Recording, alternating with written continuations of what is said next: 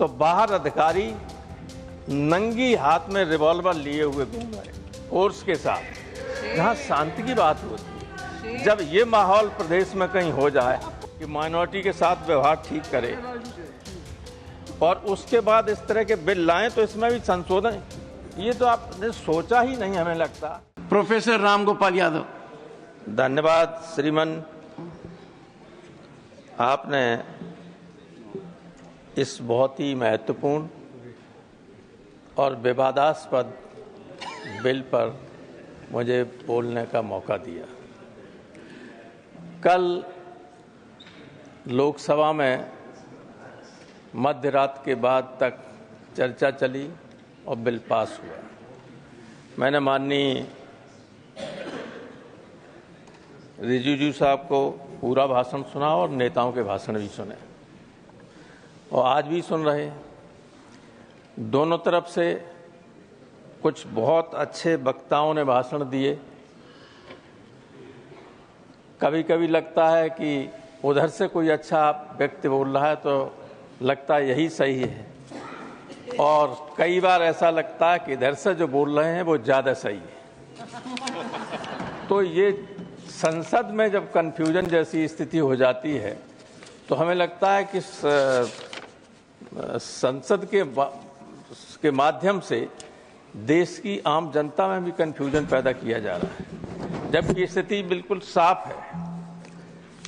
संसद में जब प्रवेश पहली बार में आया, उस तरफ जो अब सदन हो गया है, संविधान सदन, सेंट्रल हॉल में घुसते हैं तो ऊपर लिखा हुआ है अयम निजा परोचेति परोयेति गणना लघुचेत साम उदार चरिता नाम तो वसुधैव कुटुंबकम। तो मैं तो यही अपेक्षा करता हूं सरकार से, खास तौर से, क्योंकि जो विपक्ष में बैठे हुए हैं वो कुछ बना बिगाड़ नहीं सकते, लेकिन जो इधर बैठे हुए हैं वो बहुत कुछ नुकसान कर सकते हैं देश का, लोगों का और संसदीय लोकतंत्र की जो मर्यादा है उसका भी। इसलिए उदार बने रहिए। नड्डा जी ने अच्छी बात कही, लेकिन कहा कि राजनीति हुई और अंत में खुद राजनीति में प्रवेश कर गए। तो स्थिति बिल्कुल क्लियर है कि सारे धर्मों के साथ समान व्यवहार होना चाहिए। बहुत बड़ी आबादी है माइनॉरिटी की और खासतौर से मुसलमानों की हिंदुस्तान में। मेरे ख्याल से दुनिया में इतना बड़ी संख्या मुसलमानों की कहीं नहीं जितनी हिंदुस्तान में, मुस्लिम देशों में भी कहीं। तो इतनी बड़ी आबादी के साथ अगर ये लगे लोगों को कि अन्याय हो रहा है और जनता में चर्चा ये हो जाए, फिर आप कितना ही कहिएगा कि आप एक तरफा बात कर रहे हैं, अपीजमेंट की बात कर रहे हैं, उससे काम नहीं चलने वाला है। व्यक्ति खुद जब कुछ काम अपने को असेस करता है कि मैं ऐसा कर सकता हूं, लेकिन जनता उसको जज करती है कि उन्होंने अतीत में कैसा किया है, मैंने कैसा पीछे किया है। जजमेंट तो उससे होता है। मैं कहूं कि मैं ऐसा कर सकता हूं, मैं करूंगा, उससे थोड़ी कोई जजमेंट करेगा। तो आपने अतीत में जो किया है, जनता उससे संतुष्ट नहीं है। भले ही आप इन के इन प्रकारेण चुनाव जीत जाएं, लेकिन पब्लिक उससे संतुष्ट नहीं है। पब्लिक को विश्वास नहीं है, क्योंकि जो बातें आपने कहीं, जो इस सरकार ने वादे किए लोगों के साथ, उन वादों को न पूरा किया न उन पर अमल करने की कोशिश की। तो इसमें जो कह रहे हैं, हमारे जो पहले वक्ता बोल रहे थे, ऐसा लगता था कि जाने कितना प्रेम गरीब मुसलमानों के प्रति इनके मन में उभर आया। आंसू निकल आए सर, आंखों से आंसू आ गए। वो इन्हें हम आज से जानते लेकिन ये, अरे आप हमारे मित्र हैं, आप नेताजी से आपके संबंध बहुत अच्छे रहे। जो मुख्यमंत्री रहा उसके साथ संबंध में आया, अखिलेश से बहुत अच्छे संबंध रहे और मुझसे तो बहुत ही अच्छे संबंध रहे। तो इस तरह से बोल रहे थे। आजाद शत्रु है सर। वो तो अच्छे आदमी तो हैं, अच्छे आदमी हैं, किसी एक आदमी से लड़ने की वजह से यहाँ आ गए, लेकिन अच्छी बात है इसकी आलोचना करने से बड़े पद पे पहुंचे। तो मैं ये कह रहा था कि जो भाषण हो रहे हैं उधर से, उसमें बार बार जमीन और फंड, पैसे की बात आती है। मुझे ऐसा लगता है 14 से 24 तक आपको याद ही नहीं रहा, 10 साल आपको याद ही नहीं रहा कितनी बड़ी संपत्ति वक्फ बोर्ड के पास है, इतना पैसा वक्फ बोर्ड के पास है। जब सारी संपत्ति देश की बेच ली तब फिर देखा गया कि कहां बची हुई है, तो आप वक्त पे आ गए।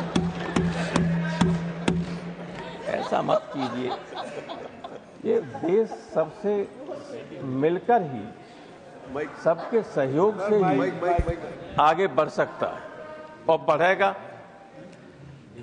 कितना ही गलत या अलग अलग रास्ते पर डाइवर्स उस पर हम चलें, लेकिन अंततोगत्वा कभी न कभी दिमाग में ये आता ही है कि हमें मिलकर काम करना होगा, तभी देश की तरक्की हो सकती है। लेकिन हमें बुरा न मानो, एक सेंटेंस में कह रहा हूं, मैं कई बार इतना ज़्यादा कटु सत्य कभी नहीं बोलता, और इसलिए नहीं बोलता हूं कि आगे की लाइन में और पीछे भी दोनों तरफ, खासतौर से उस तरफ जो लोग बैठे हुए हैं, उनका मैं बहुत लिहाज करता हूं, तो कहीं इनको बुरा न लगे इसलिए नहीं कहता हूं।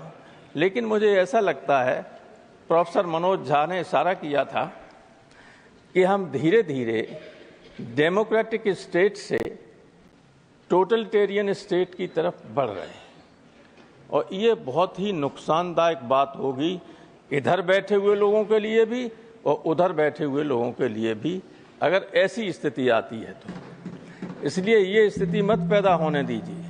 मैं यहाँ पर जो ये बिल आया है उस पर संदेह हमें इसलिए ज़्यादा है क्योंकि हम उत्तर प्रदेश के लोग बुरा न माने, हम जो उत्तर प्रदेश में देख रहे हैं, लोग नमाज नहीं पढ़ सकते, अपने घर की छत पर नमाज नहीं पढ़ सकते, ईद के दिन, ईद में तो आपकी तरफ देख के कहूंगा, नहीं पर मैं थोड़ा बोर्ड की तरफ भी देख लें। अरे 3-3 मिनट वालों को आपने 20-20 मिनट दे दिया, तो हमें भी 1 आध मिनट ज्यादा दे दीजिए। वैसे मैं आपके हर आदेश का पालन करूं, मैं अभी बैठ जाऊंगा। नहीं, आप इतने वरिष्ठ हैं। आपने टेलीविजन पर देखा होगा नड्डा साहब कि संबल मेरी पार्लियामेंट्री कॉन्स्टिट्यूंसी रही है, लोकसभा का मैं सदस्य वहां से रहा हूं।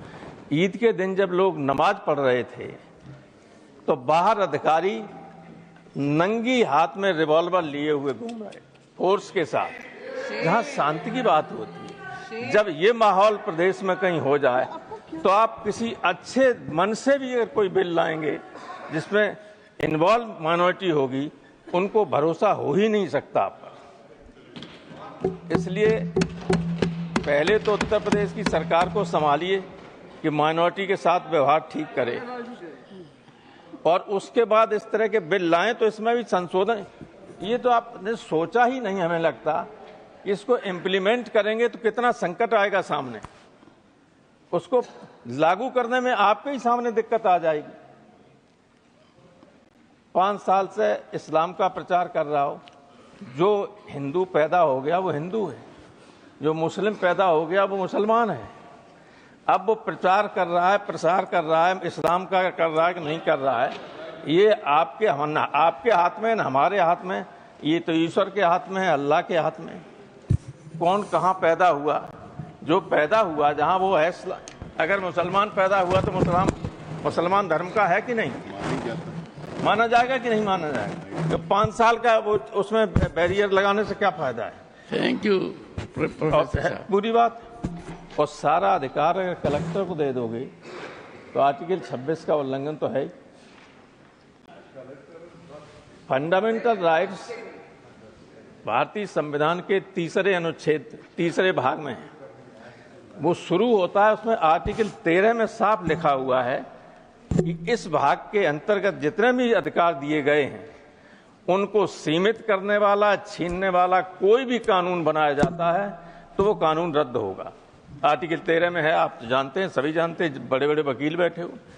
तो आर्टिकल 13 और आर्टिकल 26 में है कि आप कोई भी माइनॉरिटी अपना रिलीजियस मैनेजमेंट और सारी व्यवस्था खुद कर सकते। दोनों को एक साथ पढ़ें तो आप स्वयं इस निष्कर्ष पर आ जाएंगे कि सब इलीगल है, असंवैधानिक है। तो कोई असंवैधानिक काम मत कीजिएगा।